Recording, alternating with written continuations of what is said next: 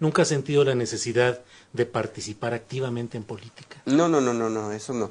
No me interesa para nada, no me gusta ni tengo vocación para ello. O sea, a mí me gusta, en todo caso, abordarlo desde, pues desde mi perspectiva de ciudadano monero y ya, pero jamás he tenido interés en involucrarme más allá en cosas políticas.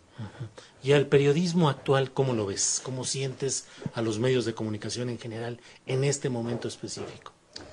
Pues yo siento que los espacios de libertad de expresión que se abrieron en un momento dado muy importante en México, siguen estando ahí, pero no se han abierto más, ¿no? Es decir, hubo un momento en que esos márgenes de libertad de expresión se expandieron porque surgió el 1+1, surgió Proceso, al revés, surgió Proceso, el 1+1, después vino La Jornada, y luego han venido algunos espacios muy contados, muy limitados en los medios electrónicos, básicamente en radio, ¿no? Casi no en televisión, y ya, no hay más. Es decir, a estas alturas deberíamos de tener ya realmente mucha mayor libertad en los medios impresos, en los medios electrónicos, pero no, seguimos igual, la televisión sigue igual que en los años 50, 60 o 70, yo la veo igual, la prensa sigue siendo en su gran mayoría una prensa poco confiable que obedece o bien,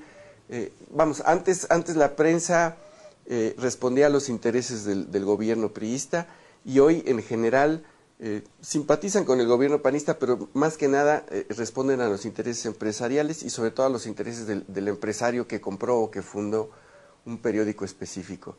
Lo mismo pasa con la televisión y la radio. Entonces, creo que en materia de medios de comunicación estamos muy mal, muy atrasados, y creo que la desinformación es algo muy dañino para la sociedad, para una sociedad. De por sí leemos poco y hay poco que leer. Hace unos meses había un artículo en La Jornada de Carlos Facio que a mí me llamó mucho la atención porque además ahora últimamente hay un fenómeno muy notorio y muy lamentable, hay una especie de unanimidad. En todos estos medios hay una unanimidad, es decir, se uniforman las opiniones y los criterios y todo mundo opina lo mismo. Entonces, por ejemplo, si el tema es discutir las pensiones del IMSS, todo este bloque de medios se alinea con la idea de que los trabajadores, hazme el favor en este país, los trabajadores del IMSS son unos privilegiados y que no es posible, la sociedad no puede tolerar más sus privilegios y que hay que cortarle las pensiones, ¿no? En el país donde vive el hombre más rico del mundo y donde más de la mitad de la población vive en la pobreza, se arma ese argumento que es absurdo y brutal, pero todos estos medios hacen eso, uniformizan su punto de vista y todos dicen lo mismo. Entonces, columnistas, caricaturistas, editores, las cabezas, todo dice lo mismo. Entonces es un bloque que cae encima, ¿no? Es un bloque formado por televisión, por radio y por un montón de medios impresos diciendo lo mismo e imponiendo lo mismo.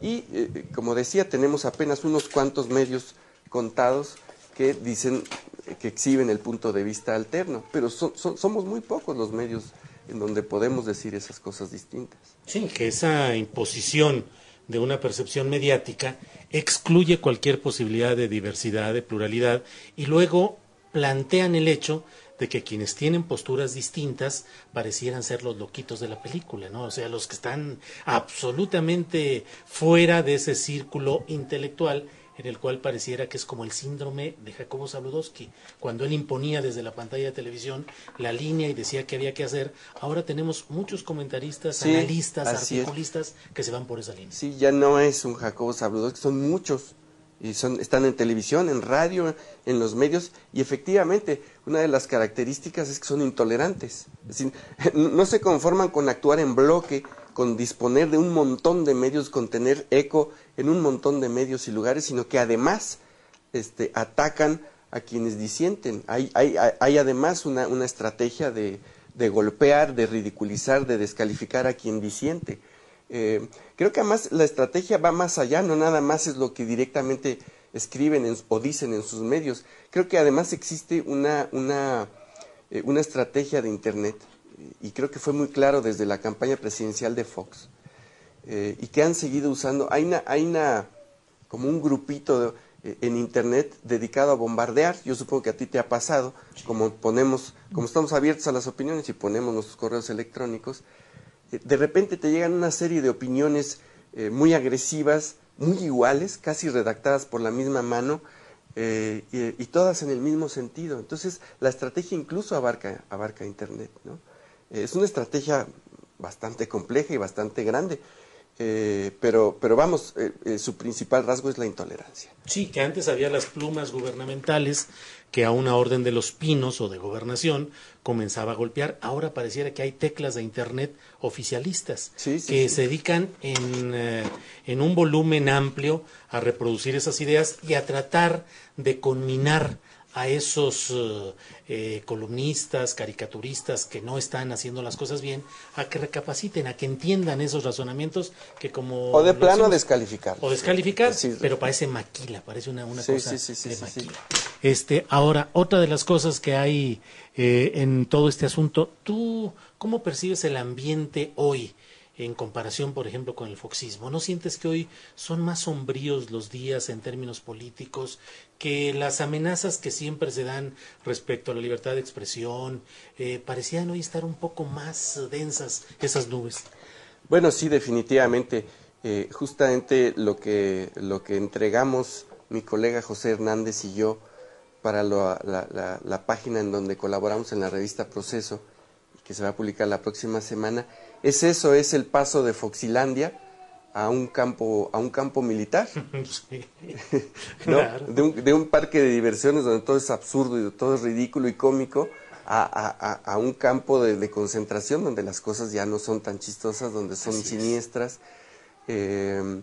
Y bueno, como a pesar de lo mucho que se dice, seguimos viviendo en un país presidencialista, por más que se hable y esta gente de estos medios diga que estamos en pleno tránsito a la democracia y la naciente democracia mexicana y tal, la verdad es que seguimos viviendo en un régimen presidencialista y los presidentes siguen gozando de ese presidencialismo, y cuando no pueden hacerlo, como fue el caso de Calderón en la Cámara, pues se lo construyen en el Palacio Nacional y siguen reviviendo estos rituales presidencialistas y esa presencia avasalladora en los medios. Y eso lo menciono porque finalmente cada presidente le sigue imponiendo al país su personalidad. Esa es la desgracia de nuestro país, que México tiene la personalidad, cambia de personalidad cada 6 años dependiendo del carácter del personaje que se sienta en la silla. Y la casaca sexenal es mal grandota y mal puesta, es el símbolo de este sexenio. Sí, así es. La casaca militar. La casaca del sexenio pasado era un vestido caro de la primera dama. Las faldas de doña Marta. Sí, y eran un montón de entuertos y tonterías, porque el gobierno anterior era realmente un circo de tonterías y de estupidez. Pero este es un teatro de autoritarismo, incluso de intento de dictadura, ¿no? Es decir, eso es mucho decir, pero hay muchas señales que apuntan a ello. Claro, pues que son los riesgos y es en lo que estamos viviendo fundamentalmente. Pues Antonio Helguera, muchas gracias por tu atención, por darnos esta entrevista y seguiremos aquí. ¿Hay algo que quieras agregar, algo que quieras decir a quienes nos ven en este espacio de video por internet? No, bueno, mira, a pesar de que todo el panorama que pintemos pueda ser muy siniestro, yo sí creo que de todos modos no hay que desanimarse ni dejarse, ¿no? Es decir, en el momento en que la gente realmente se dé por vencida, entonces sí nos llevó la fregada. Yo creo que por más negro que sea el panorama, uno no debe de desanimarse y debemos de seguir adelante. Sigamos adelante. Gracias a ti. Muy amable.